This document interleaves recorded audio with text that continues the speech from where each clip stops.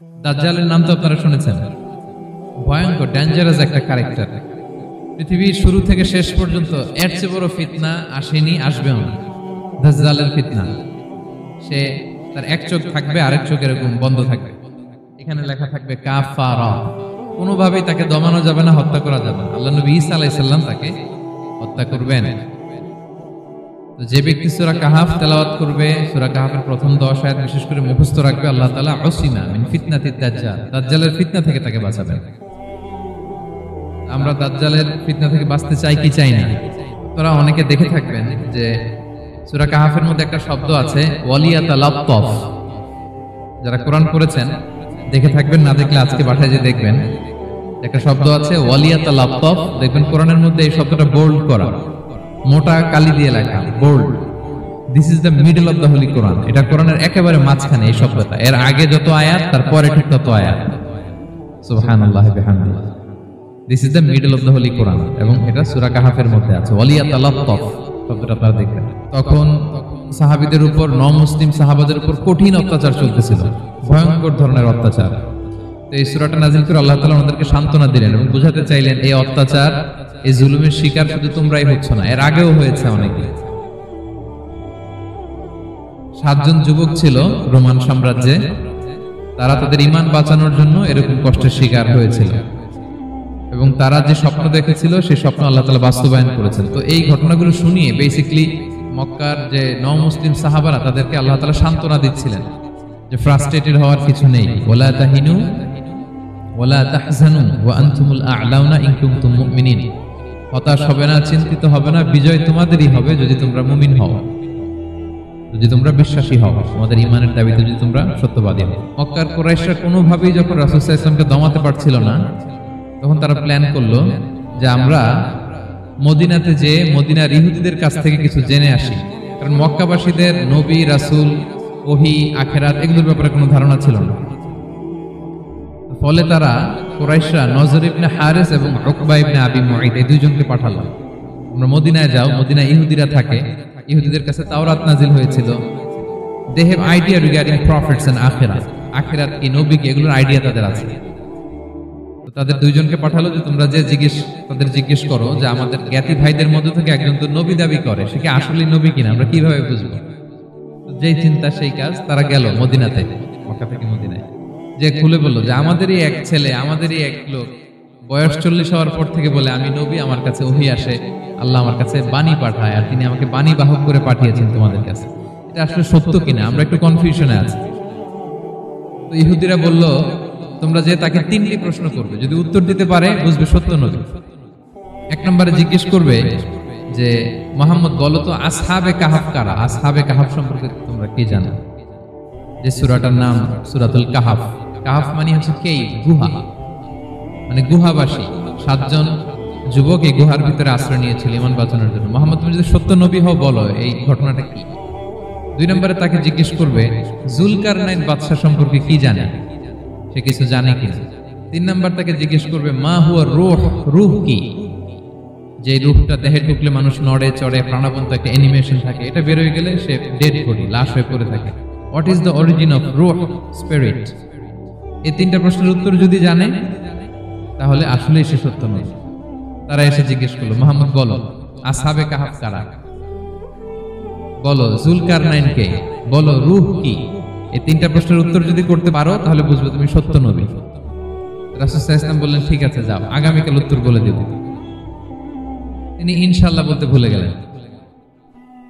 রাসূল সাল্লাল্লাহু আলাইহি ওয়াসাল্লামের ধারণা ছিল প্রতিদিনই তো জিবরাইল কোরআনের আয়াত নিয়ে আসে, তো তারই ধারাবাহিকতায় আগামীকাল আসবে, আমি জিজ্ঞেস করে নিব এই 3টা প্রশ্নের উত্তর।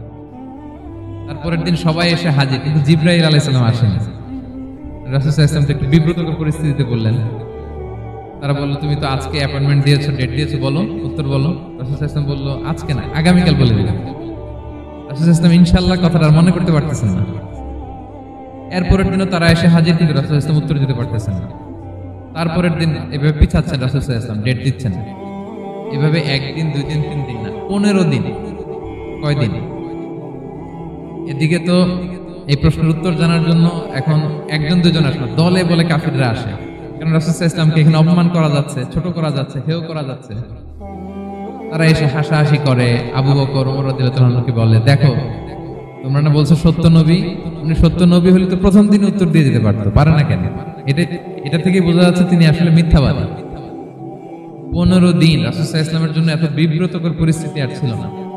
15 দিন পর আল্লাহ তাআলা আয়াত নাযিল করলেন, ওয়ালা তাকুলান্না বিশাইইন ইন্নী ফাইলুন যালিকা গাদা ইল্লা আইয়াশা আল্লাহ। হে নবী, ভবিষ্যতের কোনো কাজে যখন ওয়াদা দিবেন, কমিটমেন্ট করবেন, আপনি আইয়াশা আল্লাহ মানে ইনশাআল্লাহ বলা ছাড়া কখনো দিবেন না। রাসূল সাল্লাল্লাহু আলাইহি ওয়াসাল্লামকে শিক্ষা দেওয়ার মধ্য দিয়ে বেসিক্যালি আল্লাহ তাআলা গোটা মুসলিম উম্মাহকে শিক্ষা দিলেন, আমাদেরকে শিক্ষা দিলেন, যাতে আমরা ভবিষ্যতের কাজে আগে ইনশাআল্লাহ বলি। রাসূল সাল্লাল্লাহু আলাইহি ওয়াসাল্লাম লেসনটা পেলেন। এরপর আল্লাহ তাআলা উত্তর জানিয়ে দিলেন, আম হাসিবতা আন্না আসহাবাল কাহফি ওয়ার রাকিমি কানু মিন আয়াতিনা আজাবা। টানা 2 পৃষ্ঠা উত্তর দিলেন আসহাবুল কাহফ কারা। তাওরাত, জাবুর, ইনজিলে কোথাও এত বিস্তারিত উত্তর নাই আসহাবে কাহফের ব্যাপারে। আল্লাহ তাআলা আল কাহফ, সূরাতুল কাহফ নামে গুহাবাসীদের নামে একটা সূরা দিলেন, বিস্তারিত 2 পৃষ্ঠায় বর্ণনা করলেন তারা কারা। কুরাইশ তো তাআজ্জব বনে গেল, ঘটনা কি, মুহাম্মদের উত্তর কিভাবে জানলো? সে তো কারো কাছে পড়ে নাই, লেখে নাই, এই দেশের বাইরেও কোথাও যায় নাই। দ্বিতীয় প্রশ্ন ছিল যুলকারনাইনকে আল্লাহ আয়াত নাযিল করলেন, ওয়াসআলুনাকা আন যিলকারনাইন কুল সাআতলু আলাইকুম মিনহু যিকরা। টানা আল্লাহ তাআলা প্রায় 1.5 পৃষ্ঠা, 1 পৃষ্ঠারও বেশি যুলকারনাইনের ঘটনা শোনালেন। আর রূহের কথা শোনালেন সূরা আল ইসরাতে, ওয়াসআলুনাকা আনির রূহ কুলির রূহু মিন আমরি রাব্বি ওয়া মা উতীতুম মিনাল ইলমি ইল্লা কালিলা। রূহ এটা আল্লাহর স্পেশাল একটা অর্ডার, আল্লাহর আদেশে এটা ঢুকে আল্লাহর আদেশে বের হয়। এটা কেউ ছুঁতে পারে না, ধরতে পারে না, দেখতে পারে না, এটা আল্লাহর পক্ষ থেকে একটা মিরাকেল। 3টা প্রশ্নের উত্তর যখন আল্লাহ তাআলা দিয়ে দিলেন, রাসূল সাল্লাল্লাহু আলাইহি ওয়াসাল্লাম তাদেরকে সাবলীল ভাষায় শুনিয়ে দিলেন। তারা অবাক হয়ে গেল। যে ব্যক্তি সূরা কাহফের প্রথম 10 আয়াত মুখস্থ করবে, সে দাজ্জালের ফিতনা থেকে মুক্তি পাবে। দাজ্জালের নাম তো আপনারা শুনেছেন, ভয়ঙ্কর ডেঞ্জারাস একটা ক্যারেক্টার। পৃথিবীর শুরু থেকে শেষ পর্যন্ত এর চেয়ে বড় ফিতনা আসেনি, আসবেও না। দাজ্জালের ফিতনা, সে তার এক চোখ থাকবে, আরেক চোখ এরকম বন্ধ থাকবে, এখানে লেখা থাকবে কাফারা। কোনোভাবেই তাকে দমানো যাবে না, হত্যা করা যাবে না। আল্লাহ নবী ঈসা আলাইহিস সালাম তাকে হত্যা করবেন। তো যে ব্যক্তি সূরা কাহফ তেলাওয়াত করবে, সূরা কাহফের প্রথম 10 আয়াত বিশেষ করে মুখস্থ রাখবে, আল্লাহ তাআলা উসিমা মিন ফিতনাতিদ দাজ্জাল, দাজ্জালের ফিতনা থেকে তাকে বাঁচাবেন। আমরা দাজ্জালের ফিতনা থেকে বাঁচতে চাই কি চাই না? আমরা যেন সূরা কাহফের প্রথম 10 আয়াত মুখস্থ করি, সূরা কাহফ যেন জুমার দিন আমরা তেলাওয়াত করি। So now the question arises, what is the relationship of Suratul Kahf with Dajjal? দাজ্জালের সাথে সূরা কাহফের রিলেশনটার কারণ কি? একটা মেকানিজম তো এখানে আছে। এত সূরা থাকতে রাসূল সাল্লাল্লাহু আলাইহি ওয়াসাল্লাম কেন বললেন যে সূরা কাহফ পড়লে দাজ্জালের ফিতনা থেকে বাঁচবে? কারণটা কি? এর কারণ হচ্ছে দাজ্জাল আমাদেরকে যে সমস্ত জিনিস দিয়ে ফিতনায় ফেলবে, ওই ফিতনাগুলোর সলিউশন আল্লাহ তাআলা সূরা কাহফের ভিতরে রেখে দিয়েছেন। দাজ্জাল 4টা জিনিস দিয়ে আমাদেরকে ফিতনায় ফেলবে। ট্রায়াল অফ ফেইথ, 1 নাম্বার, ঈমানের পরীক্ষা সে আমাদেরকে ফেলবে, আমাদের বিশ্বাস নিয়ে ছিনিমিনি খেলবে সে। এটার সলিউশন আছে সূরা কাহফ, আমি বলবো আস্তে আস্তে। 2 নম্বরে দাজ্জাল আমাদেরকে ফিতনায় ফেলবে, দ্য ট্রায়াল অফ ওয়েলথ, সম্পদ দিয়ে সে আমাদেরকে ফিতনায় ফেলবে। 3 number, the trial of knowledge, জ্ঞান দিয়ে সে আমাদেরকে ফিতনায় ফেলবে। 4 number, the trial of power, ক্ষমতা দিয়ে সে আমাদেরকে ফিতনায় ফেলবে।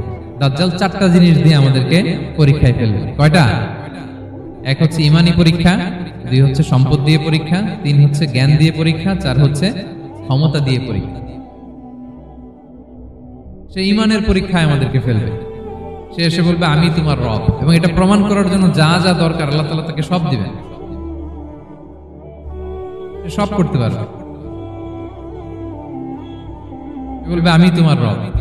যদি বিশ্বাস না হয়, তোমার বাবাকে যদি জীবিত করে বিশ্বাস করবে, অনেকে বলবে হ্যাঁ আমার আব্বাকে জীবিত করে দেখান, তার বাবাকে ঠিকই সে জীবিত করে ফেলবে। আসলে শয়তান তার বাবার সূরত নিয়ে সামনে দাঁড়াবে, তাই তো, এটাই তো আমার বাবা, এটাই তো আমার দাদা। মানুষ ফিতনায় পড়ে যাবে, ঈমানের ফিতনায়। সে ভাববে আসলে এটাই বোধহয় আমার রব, এবং তাকে এত ক্ষমতা দেয়া হবে, তার ডান দিকে থাকবে জান্নাত, বাঁ দিকে জাহান্নাম। তার কাছে আল্লাহ এটা দিবে। যে তার কথা শুনবে তাকে সে জান্নাতে ঢুকাবে, কিন্তু জান্নাতে ঢুকে সে জাহান্নামের শাস্তি ভোগ করবে। এটা তার বাইরের মানুষ বুঝবে না, অ্যাপারেন্টলি এটা জান্নাত। আর যে তাকে মানবে না, তাকে সে জাহান্নামে ফেলবে, কিন্তু জাহান্নামে ঢুকলেও সে জান্নাতের নাজ নেয়ামত ভোগ করবে। তাহলে এই যে ইমানের ফিতনায় সে ফেলে দেবে আমাদেরকে। ইমান কি করে বাঁচাবো, এটা সলিউশন আমি শোনাবো আপনাদের। 2 নম্বরে সে আমাদেরকে সম্পদ দিয়ে ফিতনায় ফেলবে। যার যা লাগবে সে তাই দিতে পারবে, যা লাগবে। যদি আকাশকে বলে আকাশ বৃষ্টি দাও, যাকে তারা মানবে ওই এলাকায় বৃষ্টি হবে, সুজলা সুফলা শস্য শ্যামলা হবে, সে সমস্ত এলাকা ফল মূলে ভর্তি হবে, বরকত আর বরকত। আর যে এলাকার লোকেরা, জনপদের লোকেরা তাকে মানবে না, সে বলবে ওখানে বৃষ্টি হবে না, হবেও না, ওখানে খরা, দুর্ভিক্ষ, মাটি ফেটে চলছে, মানুষ না খেয়ে মরবে, মহামারী, দুর্ভিক্ষ দেখা দেবে। তখন বিশ্ববাসী মনে করবে এটাই বোধহয় আমাদের রব। তার মানে সম্পদ দিয়ে ফিতনায় ফেলে দেবে। 3 নম্বর হচ্ছে নলেজ। তার জ্ঞানের কাছে গোটা বিশ্ব হার মানবে। পূর্বের পরের যত জ্ঞান আছে সব আল্লাহ তাকে দিবে। ইলমুল আউয়ালিন ওয়াল আখিরিন, এমন কোনো প্রশ্ন নেই যেটা দিয়ে তাকে আটকানো যায়। যাই জিজ্ঞেস করবেন সব জানতা, সব বলে দেয়। ভবিষ্যৎবাণী বলে দিবে, বলবে আগামীকাল ওইখানে অমুক দেশে বোমা বিস্ফোরণ হবে, ওইখানে ওখানে দুর্ভিক্ষ হবে, ভূমিকম্প হবে, সে যা বলবে তাই হবে। তার জ্ঞানের এই বহর দেখে মানুষ ফিতনায় পড়ে যায়। 4 নম্বর হচ্ছে দ্য ট্রায়াল অফ পাওয়ার, ক্ষমতা। তার ক্ষমতার সামনে সবকিছু একেবারে ছিন্ন বিচ্ছিন্ন হয়ে যাবে, এত ক্ষমতা হবে তার। সে যেমনটি বলবে তেমনটি করতে হবে। বাতাসের চেয়ে দ্রুত বেগে সে এক দেশ থেকে আরেক দেশে চলে যাবে। তো তার এই সমস্ত অলৌকিক ক্ষমতা দেখে মানুষ ফিতনায় পড়ে যাবে। এবং এই ফিতনা, এই পরীক্ষার মুহূর্তগুলোতে মানুষ কিভাবে নিজেকে ধরে রাখবে তার সলিউশন আল্লাহ তাআলা সূরা কাহফে দিয়েছেন। এই 4টা ফিতনা থেকে বাঁচার জন্য আল্লাহ সূরা কাহফে 4টা ঘটনা উল্লেখ করেছেন। কয়টা? 1 নাম্বার হচ্ছে আসহাবে কাহফ, যুবকদের ঘটনা, 7 জন যুবকদের ঘটনা। ঈমান কি করে বাঁচাবেন, সলিউশন ওখানে। সম্পদের ফিতনা থেকে কিভাবে নিজেকে বাঁচাবেন, এজন্য একজন বাগানওয়ালার ঘটনা আল্লাহ সেখানে। জ্ঞানের ফিতনা থেকে কি করে বাঁচবেন, এজন্য আল্লাহ তাআলা মুসা আলাইহিস সালাম এবং খিজির আলাইহিস সালামের ঘটনা সেখানে উল্লেখ করেছেন। আর ক্ষমতার ফিতনা থেকে কি করে বাঁচবেন এটা বোঝানোর জন্য আল্লাহ তাআলা যুলকারনাইনের ঘটনা উল্লেখ করেছেন। 4টা ফিতনা থেকে বাঁচার জন্য কয়টা ঘটনা? 4টা ঘটনা। আমরা তাহলে একটা একটা করে ঘটনা শুনি, আমরা একটু উদ্ধার করার চেষ্টা করি যে কি কি সলিউশন আল্লাহ তাআলা আমাদের বাতল দিলেন। 1 নম্বর হচ্ছে আসহাবে কাহফের ঘটনা। এটা 250 খ্রিস্টাব্দের সময়কালে রোমান সাম্রাজ্যের একজন বাদশা ছিল, নাম দাকিয়ানুস। প্রতাপশালী বাদশা, পৌত্তলিক, মূর্তির পূজা করে। ঈসা আলাইহিস সালাম বিদায় নিয়েছেন, 250 বছর হলো। তো সব নবীর ধর্মই কিন্তু ইসলাম, যদিও আমরা নাসারা বলি, ইহুদি বলি, সব নবীদের ধর্মই কি ইসলাম। তিনি ছিলেন পৌত্তলিক, মূর্তির পূজা করত।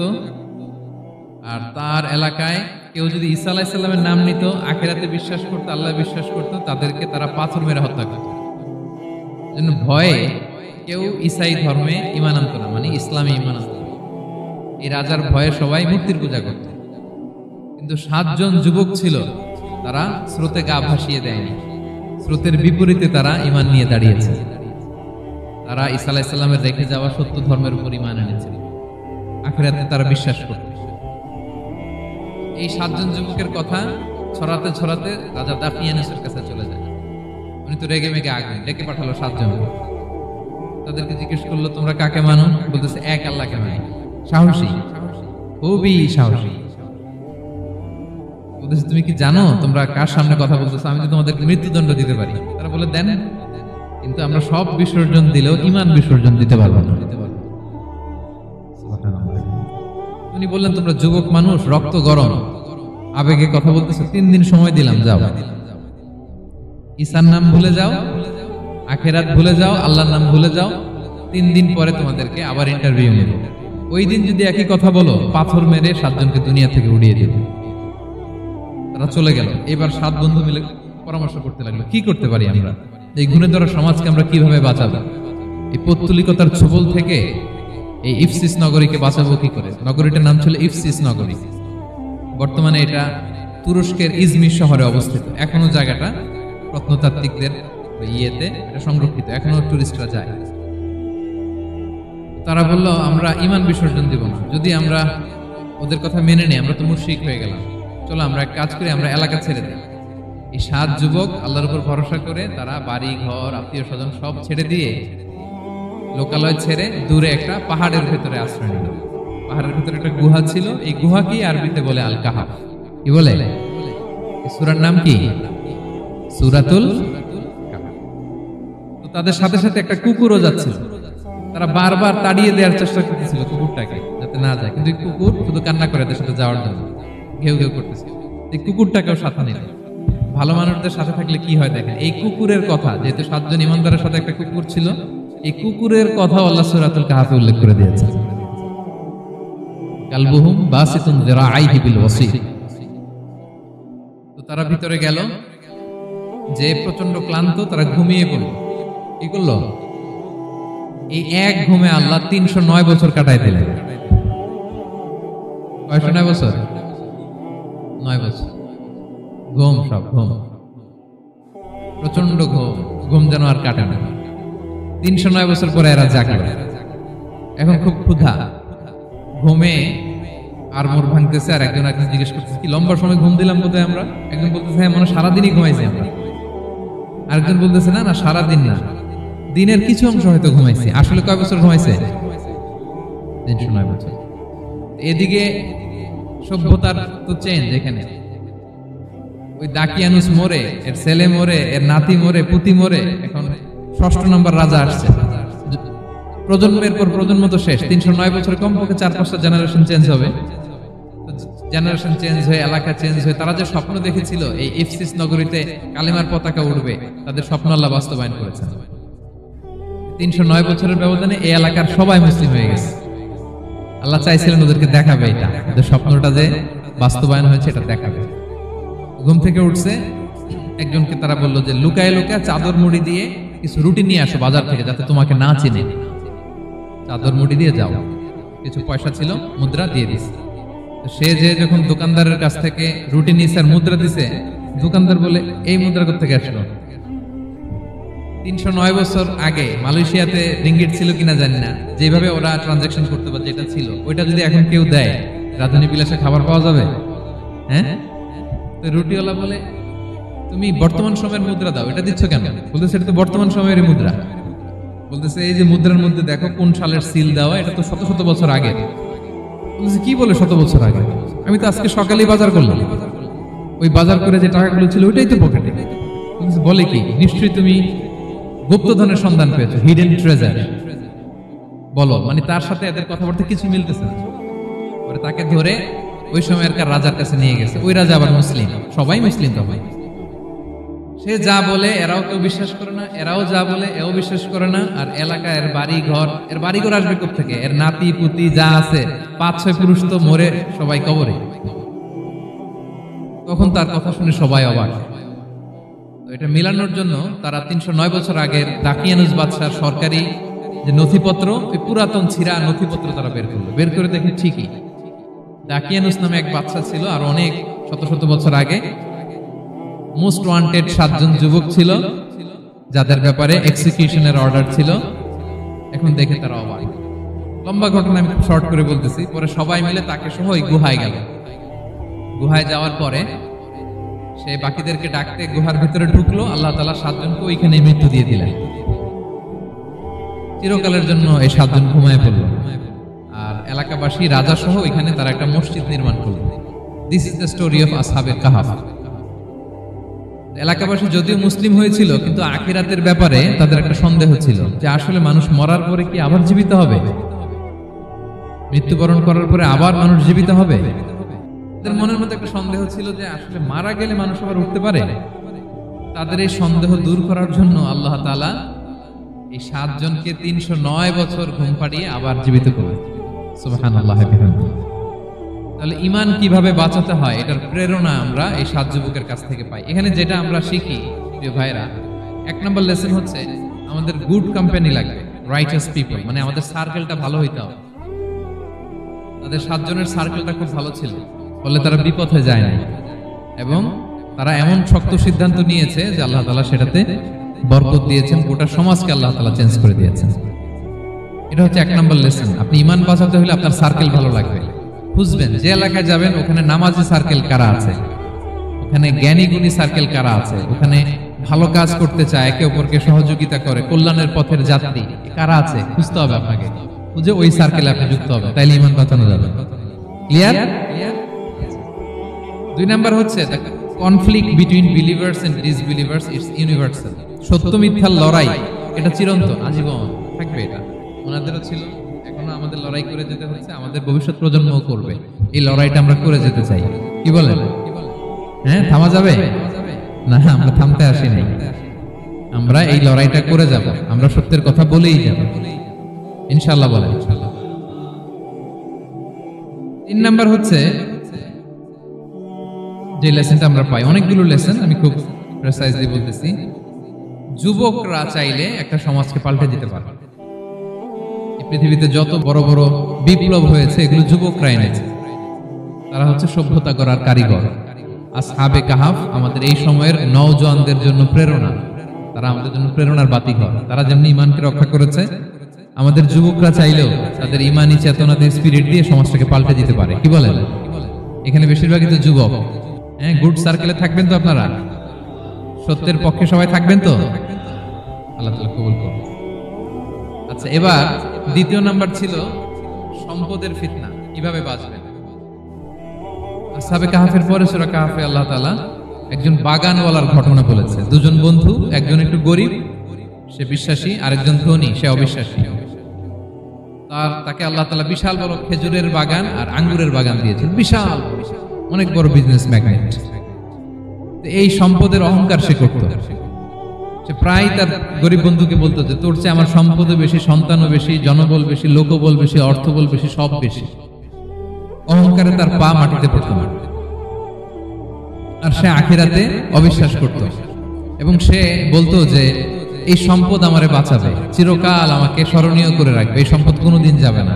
অনেক বড় বড় ধনীরা আছে, তারা এরকম মনে করে যে আমি এত বড় সিআইপি, আমি এত বড় বিজনেস ম্যাগনেট, এই দিন বোধহয় আর চেঞ্জ হতে পারে না, আমার আজীবনই বোধহয় এত পাওয়ার থাকবে, এত সম্পদ থাকবে। এটা ভুল ধারণা।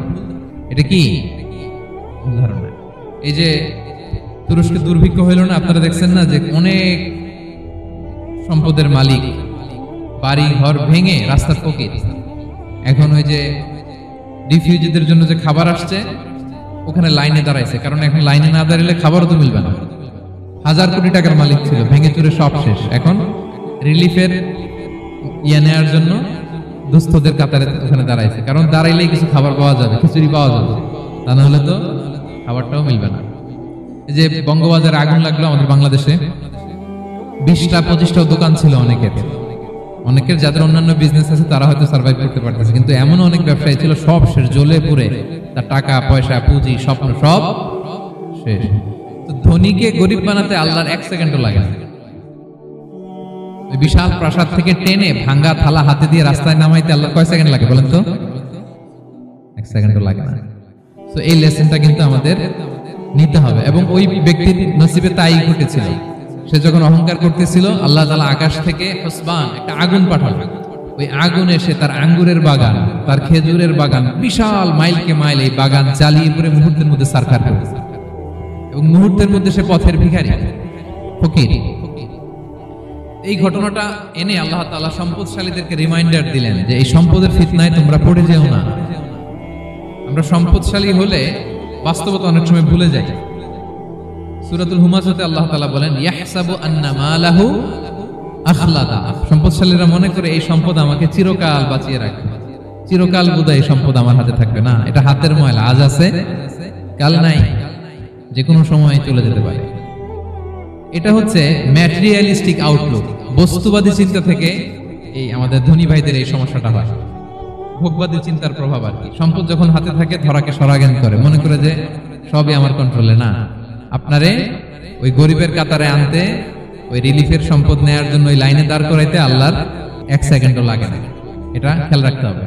আমরা যখন প্রাইভেট কারে চড়ি, মাঝে মাঝে অনেকে এসে হাত পাতে, এদেরকে ছোট করা যাবে না। গল্পটা আল্লাহ ভিন্ন করতে আল্লাহর 1 সেকেন্ডও লাগে না। ওইদিকে আমি দাঁড়ায় হাত পাততাম আর উনি প্রাইভেট কারে বসে থাকতো। আল্লাহ চাইলে এরকম করতে পারতেন না? পারতেন। তো এখান থেকে আমাদের জন্য শিক্ষা হচ্ছে সম্পদ এটা ক্ষণস্থায়ী, আজ আছে কাল নাই। এটা ক্ষণস্থায়ী, এটাকে এভারলাস্টিং মনে করা যাবে না। এভারলাস্টিং হচ্ছে আখিরাত। ওয়ালাল আখিরাতু খায়রুল লাকা মিনাল উলা, আখিরাত তোমার জন্য দুনিয়ার চেয়ে শ্রেষ্ঠ। এবং আল্লাহ তাআলা দৃষ্টান্ত একটা দিয়েছেন যে দুনিয়ার জীবনটা হচ্ছে কামা, ওই পানির মতো যেটা আনজালনাহু মিনাস সামা, আকাশ থেকে নাজিল করেছি। ওই পানি ক্ষেতের মধ্যে পড়ে ফসল, ফুল ফসল হয়েছে। এরপরে যখন ফসল কাটা হয়, ওই ক্ষেত খামার এগুলো তৃণলতা হয়ে যায়, ভুসির মতো হয়ে যায়। তখন বাতাসের ঝাপটায় একবার এদিকে যায়, একবার ওদিকে যায়। অনেক লম্বা উপমা, আমি সংক্ষেপে বললাম। তো শেষ আউটপুটটা হচ্ছে এটা, সম্পদ এটা মুহূর্তেই চলে যেতে পারে। সম্পদ উপার্জন জায়েজ আছে, মুসলিমরা সম্পদ উপার্জন করতে পারবে, কোনো অসুবিধা নাই। আপনি যদি ধনী হন এটা ভালো, ফলে আপনি যাকাত দিতে পারবেন, অসহায় দুস্থদের সহায়তা করতে পারবেন, কন্ট্রিবিউট করতে পারবেন। আপনি সম্পদ হাতের মুঠোয় নেবেন, কন্ট্রোল করবেন, কিন্তু এই দিকে স্থান দিবেন না। দ্যাটস ইট, তাহলেই হবে। আমরা সম্পদ কি করতে পারবো? উপার্জন করতে পারবো, কিন্তু হৃদয়ে স্থান দিতে পারবো না। হৃদয়ে স্থান থাকবে আখিরাতের। এই মাইন্ডসেট যদি আপনি গড়ে তোলেন, তাহলে সম্পদের ফিতনা আপনি কখনো করবেন না। এই পয়েন্টটা কি ক্লিয়ার সবার?